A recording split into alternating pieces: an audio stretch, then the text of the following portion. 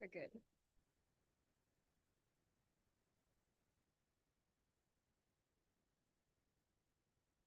Mm.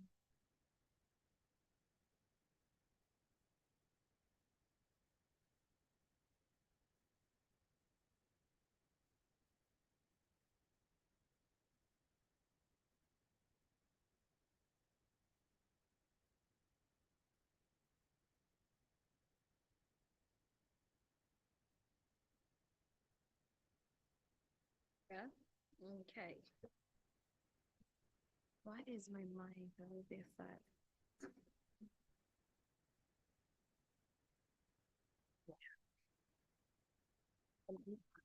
Yes.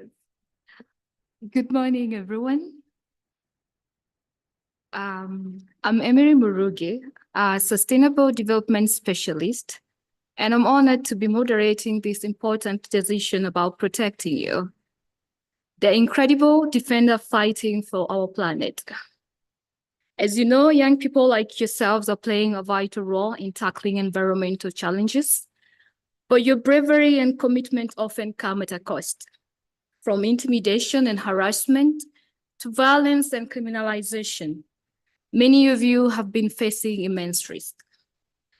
Today, we stand united to illuminate the plight of young environmental human rights defenders, leading the charge are the three voices echoing from the front lines. We have Ana Paula Souza, a champion of justice from OHCR. She will paint the global picture. We also have Georgina Lloyd, a guardian of environment rights from UNEP. She will dissect the legal landscape. And last, we have Erica Ramirez, a young warrior battling climate injustice, who will share her living testimony. And together we'll navigate the treacherous terrain, forge solutions, and amplify the unbroken spirits of these courageous change makers. And to start us off, we have Ana Paola. Ana, the floor is yours. Hello. Good morning, everybody. I'm I'm thrilled to be here with you today. Every meeting or negotiation that I attend, I'm always in awe with your determination, focus, and clear vision, not of the future we want, because that is too subjective, but the future we desperately need to continue to live in this planet. Currently, in 2024, more than half of the world's population are under the age of 30, making it the largest generation of young people in history. Although all too often the views and experiences of youth are not heard or considered in environmental matters, you have been at the forefront of calls for the recognition of the right to a clean, healthy, and sustainable environment, pushing for environmental justice and effective action to address and promote accountability for environmental harms. Well, this session is about youth environmental human rights defenders. So, who is a defender? According to the UN Declaration on Human Rights Defenders, a defender is any person who, individually or in association with others, promotes and strives for the protection and realization of human rights and fundamental freedoms at the national and international levels. Environmental human rights defenders undertake their work to uphold the right to a clean, healthy, and sustainable environment for all people. The environmental struggles are deeply intertwined with the defense of other rights in local communities around the world, whether it be the right to food, the right to clean drinking water, to an adequate standard of living, women's rights, or indigenous people's rights. Common to most defenders is a commitment to help others, a commitment to international human rights standards, a belief in equity, equality, and in non-discrimination, determination, and in many instances, tremendous courage.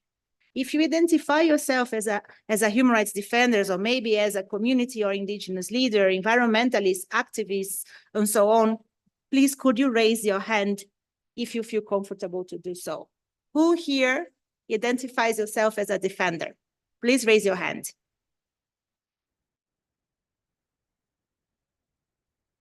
Very good. In general, People tend to forget that while the defenders' work is of particular importance to the peoples and communities at the forefront of environmental crisis, this work is also crucial for the survival of all humanity. By defending nature and the right to a healthy environment, environmental human rights defenders protect us all. According to Global Witness, on average, a human rights defender was killed every other day in 2022, and this was just the case in 2021. Evidence suggests that as the climate crisis intensifies, violence against defenders also increases, whether through assaults, murders, intimidation, harassment, stigmatization, and criminalization.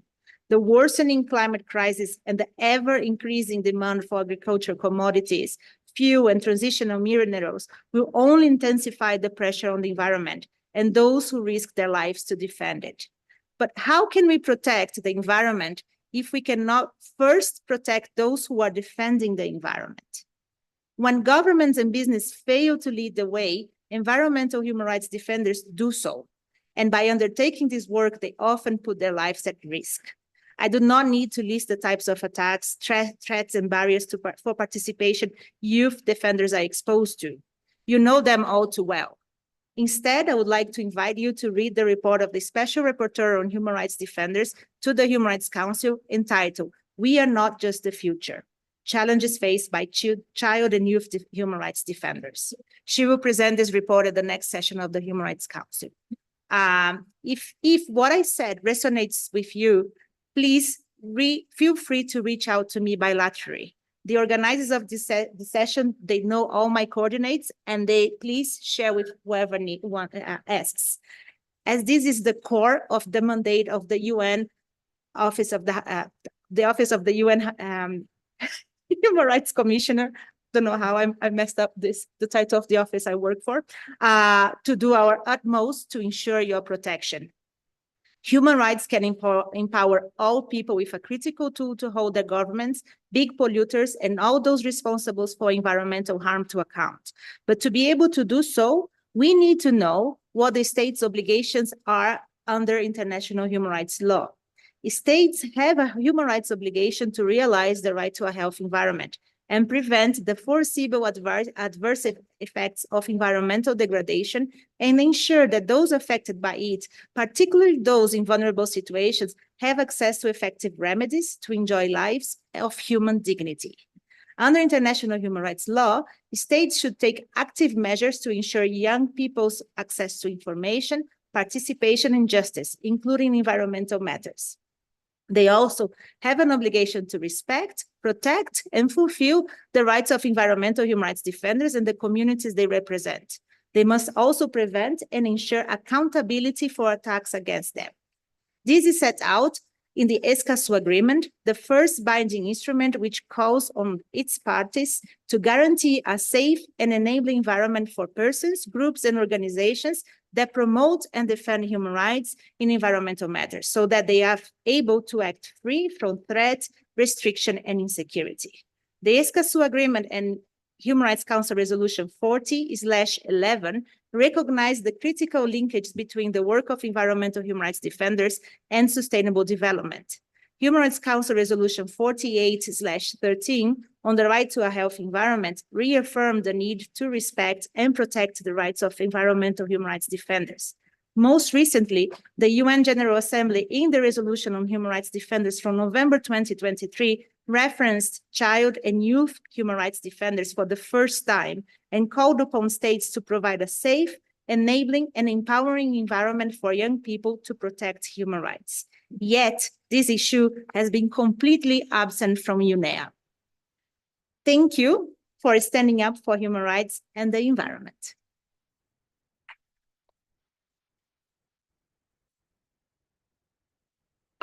Thank you, Anna, for those insightful remarks. On to our next speaker. I'm pleased to introduce Georgina Lloyd from UNEP, Asia Pacific Office. Georgina will discuss environmental rights and governance. Georgina, over to you. Thank you so much, Emily, and good morning, everyone, again. So I want to start with why UNEP is prioritizing the protection of environmental human rights defenders, doing so in very much in close collaboration with other UN entities, including OHCHR and others. As Ana Paula said, we cannot protect the environment unless we protect those who protect the environment. I mean, this is fundamental. UNEP has been working on issues of environmental human rights defenders and environmental rights for 2 decades now. And as the leading global authority that sets the environmental agenda, it's essential that we recognize the threats that are facing those who are actively advocating for protection of the environment. Ana Paula already shared some of the statistics on the killings of environmental human rights defenders that have been documented by Global Witness and others. But this is the tip of the iceberg, as was said by the Special Rapporteur on the situation of human rights defenders. Environmental human rights defenders are increasingly facing criminalization, harassment, intimidation, and these have also been documented in relation to business attacks by the Business and Human Rights Resource Center. And in, I think it was 2022, Asia Pacific, for the first time, became the most dangerous region for attacks against defenders in relation to business activity. Typically, Latin America and the Caribbean and Asia and the Pacific are the 2 regions that face the highest risks for environmental human rights defenders. Unfortunately, we find the most killings of defenders, environmental defenders, taking place in Latin America and the Caribbean. UNEP has also demonstrated this in the framework of environmental rule of law. We cannot have good environmental governance unless we have these foundational upholding of public participation, access to information, and access to justice. They are critical for strong environmental rule of law. And we have seen a restriction and declines in civic space, as well as increasing barriers to access to justice, public participation. This has been demonstrated in UNEP's Global Environmental Rule of Law report, which was put out last year. Ana Paula shared with us the definition of a human rights defender. If we look also to a definition that has been put forward by the Special Rapporteur on the situation of human rights defenders on an environmental human rights defender, within their report, which is A/71/281, we find that they put forward this definition that individuals and groups who in their personal and professional capacity and in a peaceful manner strive to protect and promote human rights relating to the environment, including water, air, land, and flora. So environmental human rights defenders can be a very broad group. They can be lawyers, they can be park rangers, they can be youth, they can be community leaders, they can be conservation staff, government staff, staff from national human rights institutions. There are a broad range of individuals that may fall under the definition of an environmental human rights defender. Moving to what exactly is the role of UNEP in this, and it's important to understand our mandate because our mandate derives from a number of places. Of course, we have UNEA, but prior to UNEA, we had the Governing Council. And in 2013, Decision 27/9, which specifically was on advancing justice, governance, and law for environmental sustainability. And this tasked UNEP to lead the UN system and support national governments upon their request in the development and implementation of environmental rule of law. And as I said, it's the linkages between international human rights law and international environmental law are very closely intertwined. And when we look at the issues of environmental human rights defenders, we have to look both to international environmental law as well as international human rights law. In 2019, this mandate was reinforced at UNEA in Decision 4/24.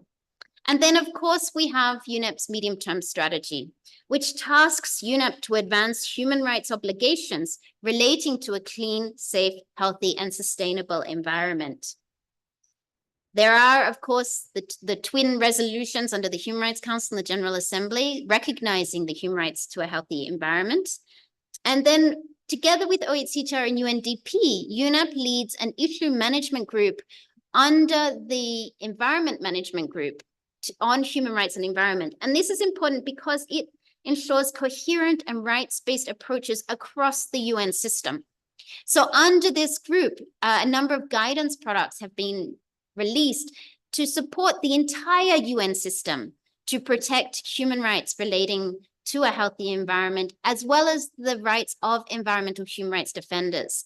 The most recent guidance was released in November of last year that supports UN country teams and resident coordinators to protect environmental human rights defenders. I think we might skip the video. Many of you will have seen this video that looks at the interlinkages between human rights and the environment. And I'm happy to share these slides afterwards so you can also review it. Also, this next slide, I wanted to share links to some of these really critical guidance products because they're useful for you to have access to so that you can quote them. You can use them in your advocacy. You can also do outreach at the country level. So again, I'm not going through these documents here, but you will have access to the links to them. So getting to sort of UNEP's internal policy framework, we work to promote, protect, and respect environmental rights and rights related to safeguarding the human right to a clean, healthy, and sustainable environment under the Environmental Rights Initiative. Through the Environmental Rights Initiative, we have focused on 3 different pathways or pillars. The first, of course, is protection of environmental human rights defenders and expanding or safeguarding civic space. The second is integrating environmental rights into UN processes. So supporting the whole UN system to program and advocate around promoting and protecting human rights. And finally, enhancing states and other actors' ability to protect the human right to a healthy environment. So this is looking not only at duty bearers and building the capacity of duty bearers, but also building the capacity of rights holders to realize those rights. Specifically, UNEP has a policy on promoting greater protection for environmental defenders. And this was adopted in 2018. Under this policy, it states that UNEP will denounce attacks, torture, intimidation, and murders of environmental defenders. UNEP will advocate for better protection of environmental rights and the people who stand for these rights. UNEP will support the responsible management of natural resources, production and consumption patterns, including in protected areas, through strong institutions, effective law enforcement, and environmental rule of law. And also request government and companies accountability from different events where environmental defenders have been affected or murdered. Under the policy, UNEP has established a response mechanism. This is an email address, which is on the screen, which has been set up to enable communities and individuals whose environmental rights have been violated or are at risk of being violated to contact UNEP directly and in confidence. This, I want to just manage expectations though. This is just one possible tool in a whole toolbox that is available to environmental defenders. There are far more, I think, responsive mechanisms in terms of time frame available through the special procedures mechanism. And I think it's really important to acknowledge the critical role of mandates holders, including the Special Rapporteur on Human Rights and Environment, the Special Rapporteur on the situation of human rights defenders, the Special Rapporteur on toxics and the environment, the Special Rapporteur on development, on the right to development, as well as the Working Group on Business and Human Rights, and others as well. There are multiple mandate holders, and they typically, of course, you can put in submissions, and they typically will have the ability to respond fairly quickly to serious issues and allegations.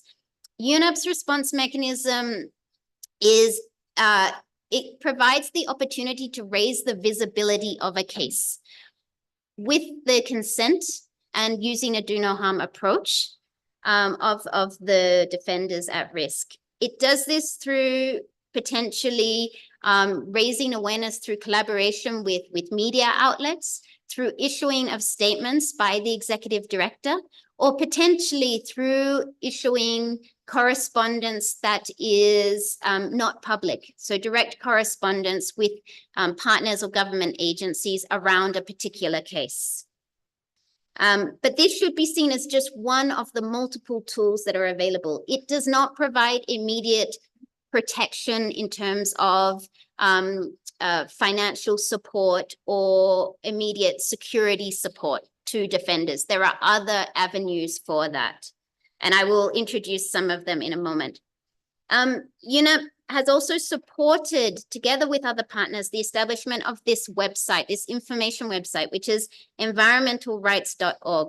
This has been set up for environmental human rights defenders, and it provides a wealth of tools and resources. And finally, we, together with the Asia Pacific Network for Environmental Defenders and UNDP, have released the Environmental Human Rights Defenders Toolkit. And this toolkit has a number of modules, including, you can see the modules there on the screen: launching environmental campaigns, conducting risk assessments. And module 3, we developed together with OHCHR in the Asia Pacific office, which is on accessing international human rights mechanisms. And it sets out how to access those special procedures, as well as other mechanisms under the international human rights ecosystem, I guess I can call it system. And then we also have module 4 on support. And this sets out many of those different forms of support that I mentioned before. It does list organizations that provide emergency grants, that provide support on digital security, that provide support on a whole range of other things that defenders may need. And then, of course, importantly, module 5 on psychosocial well-being, because environmental defenders suffer incredible stress from the work, including through being criminalized for the activities that they undertake. So those are just some of the tools that UNEP has supported, and I'm happy to take any questions around this. Thank you.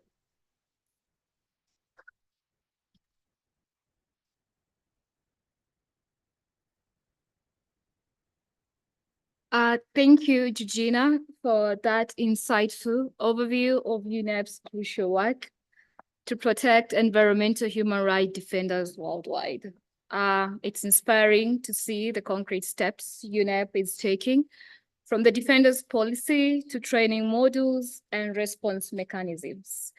Your presentations makes clear the urgent need to safeguard activists and expand our civic space. We're going to take the questions after our last speaker. So I'm going to introduce our final speaker, the inspiring Erica, climate activist justice. Erica will share her lived experience as a youth environmental defender. Erica, please go ahead. Thank you so much. And I'm really happy to see you all in here. And I would like to make my speech more like a reflection with you all, the representatives that are in here of the environmental movement, because I believe that there is an urgent need to rethink who gets to speak in these spaces, to come here and represent on behalf of human rights defenders, and who gets to be criminalized, prosecuted, and even murdered for being a human rights defender. And I believe that we need to rethink this because according to the 2022 report of the Global Witness, as has been said already, Latin America is one of the most dangerous regions in the world to be a human rights defender. And the industry that is directly linked with most of the human rights violations and the lethal attacks towards environmental defenders is the agribusiness, with more than a fifth of the murder defenders being small-scale farmers, and more than a third being indigenous peoples. Factory farming is not only a threat to the environment as it is, but it's also a danger to the people defending the water, the forest, and life itself. In my community, in the Ngigua community in Puebla, where I am from, youth and elders are being now prosecuted for being openly against the expansion of poultry and factory farm industries. And in order to defend young people's right to a livable future and to a safe environment, we must defend the defenders, hold responsible the industries, and stop financing the destruction of the environment and the criminalization of the life of those defending it. We must call for multilateral development banks to stop financing factory farming. In front of us, I believe there is both a threat and a potential as well, and it's unfolding. Because at the regional level, as Ana Paula said, Latin America is leading an example on legislation to protect human rights defenders.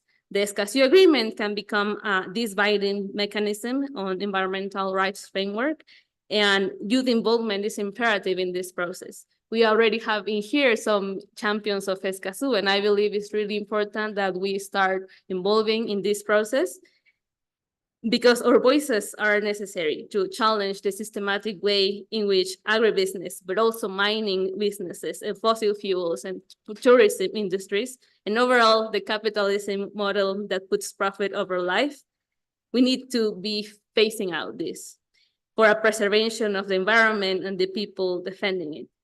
So I just wanted to stand here to echo the efforts of those that have died defending our environment in Mexico, and in Latin America, Irma Galindo, Berta Cáceres, Homero Gomez, and many more who maybe we not know the name now, but we must never forget.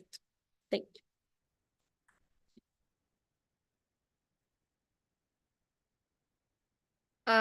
Thank you, Erica, for that powerful testimony about your lived experiences as a youth environmental activist.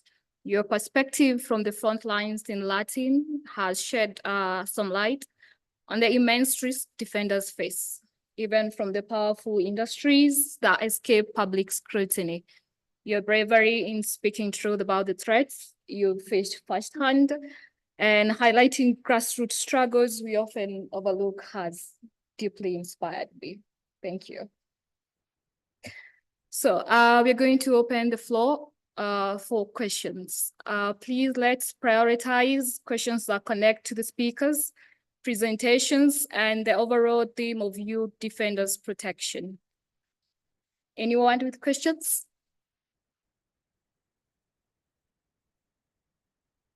Good morning. My name is Agnes W. Kigotho, a youth advisor at Chatham House. I want to start off my question with a little bit of humor. I want to quote Katy Perry, who's a UNICEF Goodwill Ambassador, by expressing that Nairobi's weather is like one of her songs. It is hot and it's cold. It is black and it's white. You never know what you're going to get. So with that, we can see a lot of change in the climate in Nairobi. And one of the things that's going to happen is the urban island heat effect wave. 4-3 years down the line, you'll not have trees in Nairobi. That is for sure. And a lot of development is happening. And I think UNEP has a mandate in terms of informing government decisions, and also because we're in partnership with Kenya's government, I feel like UNEP has a mandate in terms of advising on matters urban development, because as much as we are in these pieces of policies, we don't have enough human rights defenders, and that's why UNEP comes in terms of advice. And then my second is on forest governance. We have seen a lot of displacement in forests, especially in the Mau, because there is no much informed decisions in terms of creating utilitarian zones for people who live in forests. So what is UNEP doing about such situations where we have indigenous people in forests who are displaced, who can't speak up for themselves as much as they cry and wail in news?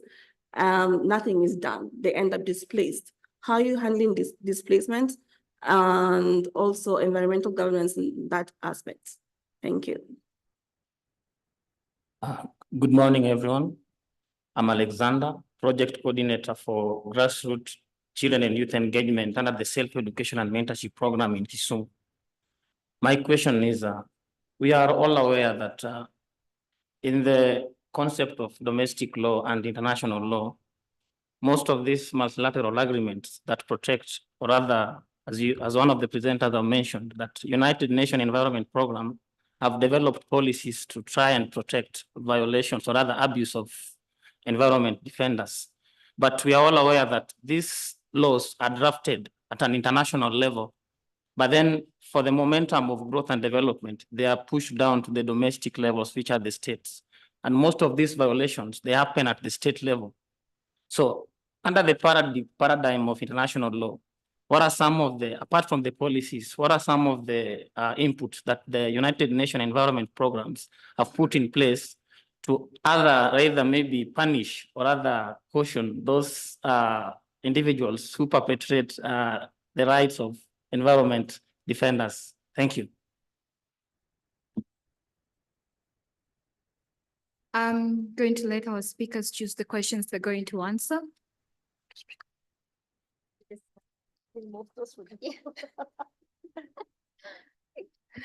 Okay, thank you very much for the questions. So UNEP does have a voice as being the global advocate for the environment.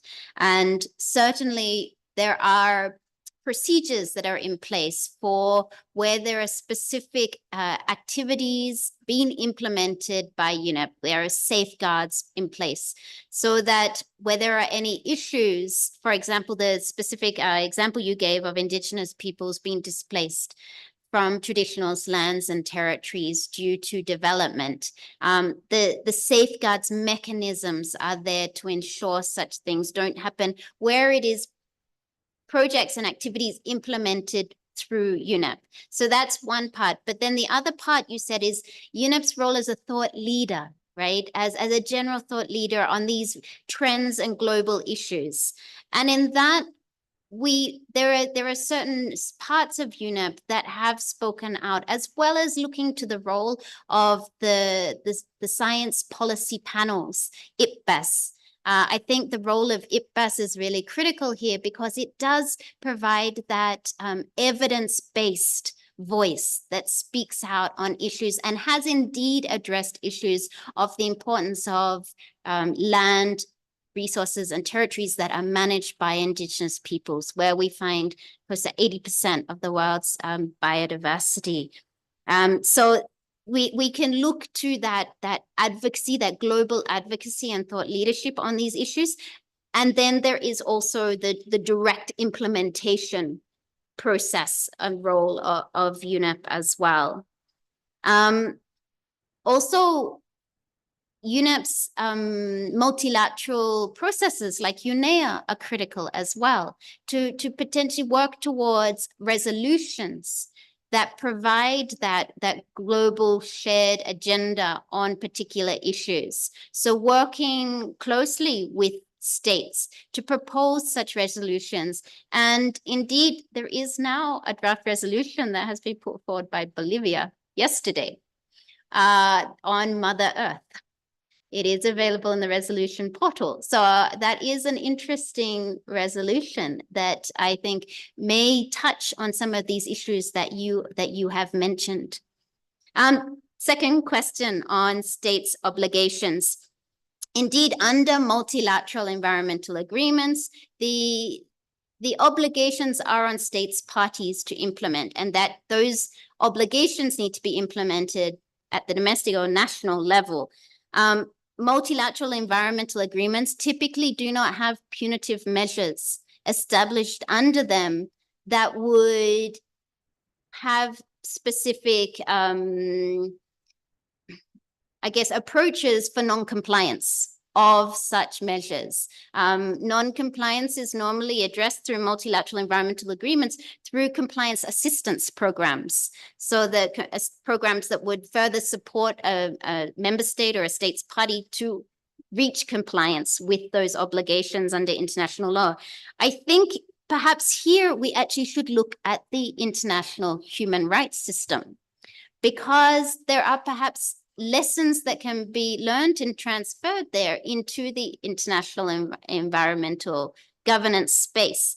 And in terms of like mechanisms that could address violations at the domestic level, I mean, we can look to the processes under the UPR and the potential resolutions under the Human Rights Council and others. So I think if I can, I mean, I don't know, Anna Paula, if you want to add on that, on the potential actually for the human rights system to address some of these issues of environmental human rights violations at the domestic level.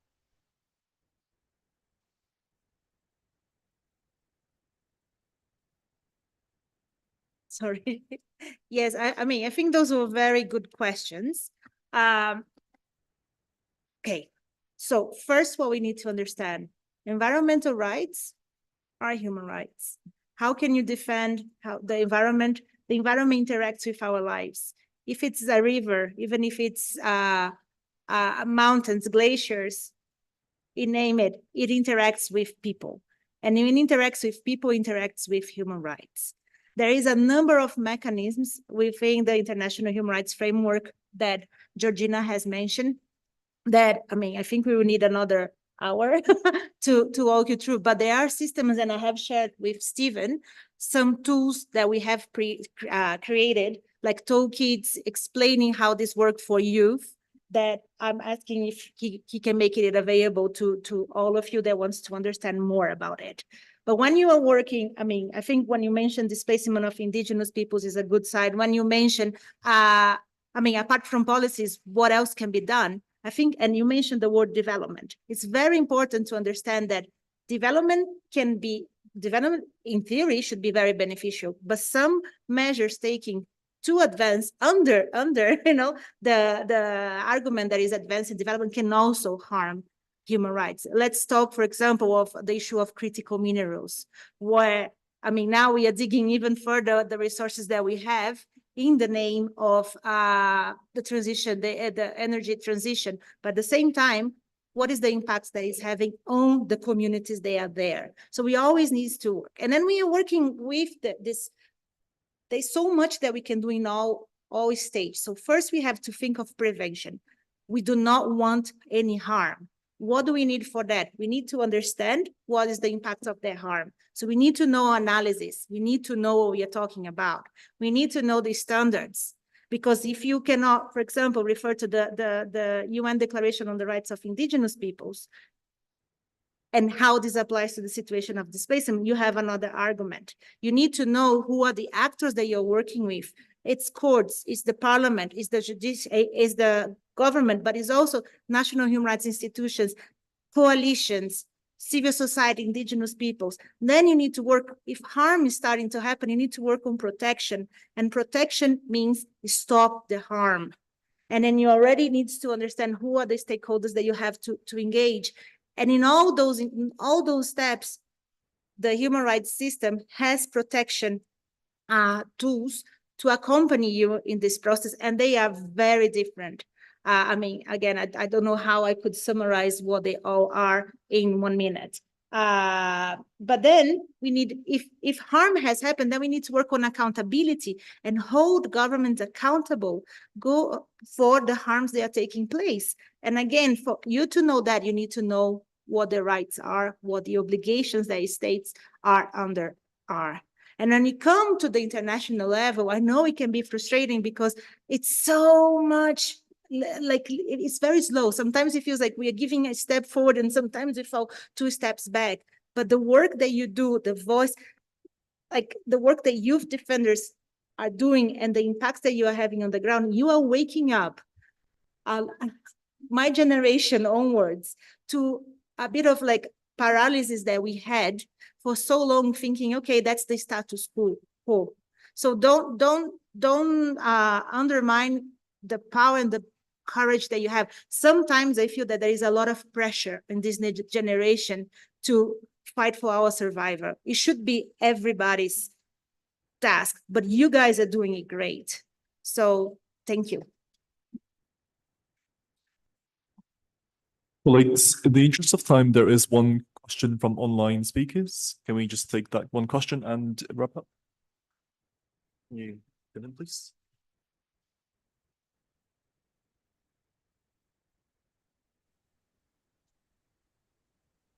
Yes, hello. Oh, can you hear me? Yes, we can hear you. Yeah, hello everybody. I'm Khalid Al-Hami. I'm from Yemen, and I am like a climate change activist. I am so interested in this field, and I want you to. I want to ask something related to this session.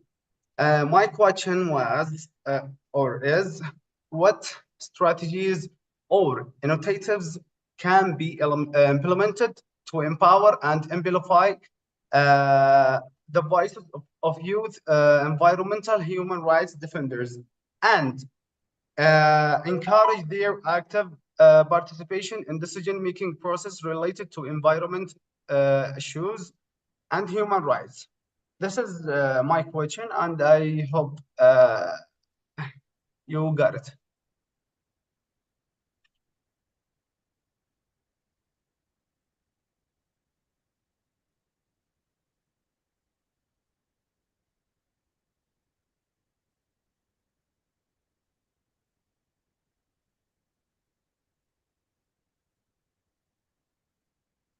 Hello, yeah.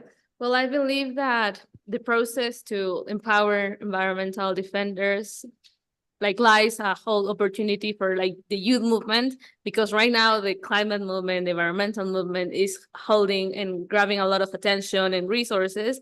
And it's really important then that we create these paths and these networks of support and collaboration between the organizations that are already holding financing and already holding spaces to then put forward the voices and the experiences of the people that are defending the communities. Because sometimes you kind of feel that since there are so many interests and so many people trying to attack these defenders, and because of what it means for the whole economy, it is really important then that these resources get redistributed and that the opportunities and all the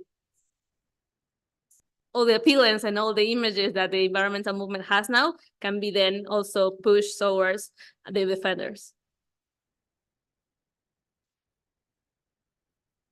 Thanks. And I believe there was one comment from Letitia as well. So did you want to- Sorry, Right, yes. thank you so I much. promised that I would just say 5 words. So, how to empower youth defenders. First, you guys need recognition of the role that you are doing. You are not enemies of anyone. You are here committed to protect planet Earth. You need a safe and enabling environment to be able to do that. You need funding to be able to be able to do your work, but you also need to have rights education, so it doesn't become something instinctively that you are doing this because you see something is wrong, but you do this equipped with knowledge. I think it was more than 5, but it was pretty good on time.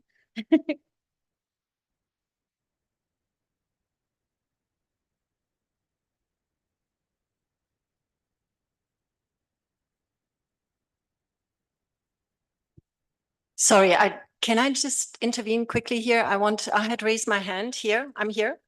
Letitia Zobel, Civil Society Unit, UNEP. I wanted to thank all the panelists. Great job done. And I wanted to just mention what Georgina and Ana Paula also mentioned on environmental human rights defenders' options on how to engage. Maybe for our 2 Kenyan participants who mentioned the Mau and the coastal situation, we do have an environmental rights defenders coalition across Africa, if I'm not mistaken, that Angela Kariuki had also led. So we can certainly put you in touch with the already quite well experienced NGOs and CBOs and defenders and activists across the country. And in the particular case of the Mau, we have quite some history also from UNEP's perspective. And there's some of the indigenous peoples, accredited observer organizations to UNEP who are very active, like the OGIEC development program, who are currently not here, I think, and available. But there's a long history, especially with the Mau forest. And we have well-established and experienced NGOs at the coast. Feliz Omido's Center for Justice and Environment, I'm not sure about the exact title of the NGO, is based in Mombasa and is covering a lot of the coastal issues on human rights and environmental rights defenders. So we are happy to put you in touch. I think it is important to keep the information and communication alive among the young environmental defenders and to really get in touch with those who have some experience already under their belt. And obviously Human Rights Watch, Amnesty International, and the Kenyan Human Rights Commission, in particular in Kenya, have been dealing a lot. So I think this would also be one of the first or initial steps that you should or partners that you should engage with. And in some of the crucial cases that we had in Kenya in particular, UNEP has collaborated very closely with the senior human rights advisor of the OHCHR, who is based here in the compound. So in case you're lost in translation, please never hesitate to get back to us in the civil society unit, and we can also make the relevant connections. Thank you for giving me the floor. Thank you to our amazing speakers and to everyone who has participated today. Protecting environmental defenders is not just a matter of safety. It's all about securing a just and sustainable future for all. Let's remember that we as a global community share this responsibility. Let's take action in our own ways, advocate for stronger frameworks, and stand in solidarity with young defenders worldwide. Thank you again, and please join us for the next exciting sessions.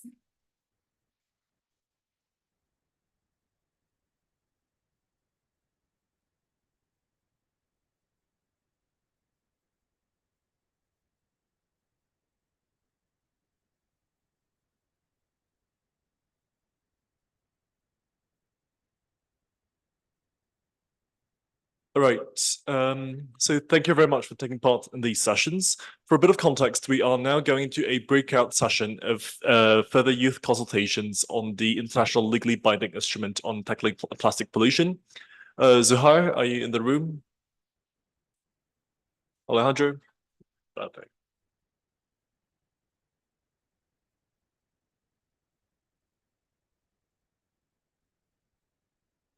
Hello, everyone. Yeah, yes, you're seeing my face again, and I'm sorry for that. You have to bear me for another 1 hour. And we are quickly starting the breakout group B, which is focused on the implementation part of the plastics treaty here. Right, is this venue, CA3, and we request all of you to take a breath for maybe 1 or 2 minutes and drink some water for another roller coaster round. And we're going to have like a lot of critical discussions on policies. So looking forward to your active participation. Take a break for 1 or 2 minutes and then come back. Drink water, breathe some fresh air. Nairobi has like a lot of greenery, so you can just see some trees outside and then come back.